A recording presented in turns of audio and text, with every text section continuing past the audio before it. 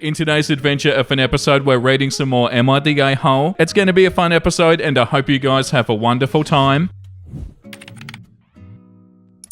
Am I the a-hole for ruining Christmas and being upset that the only gifts I got from my family were joke gifts? So, some background. My family likes to play pranks with Christmas and birthday gifts, and it's nothing new. I, female 21, as well as my 5 siblings from 29 to 37 years old, have all been pranked on our birthdays and on Christmas, and usually it's 1 or 2 gifts. This Christmas though, I was the only person to get all joke gifts. For example, I unwrapped a MacBook from my brother, but when I opened it, it was just some chocolate, which I don't eat, so I gave it away, and the MacBook was actually given to my sister inside a bag that she wanted. Another quote-unquote gift was what I thought was a book that I put on my Christmas list, but it was actually just the book cover put on a dictionary. When I asked my mum about the book, she told me that she gave it to my sister-in-law. Nah, this is not good.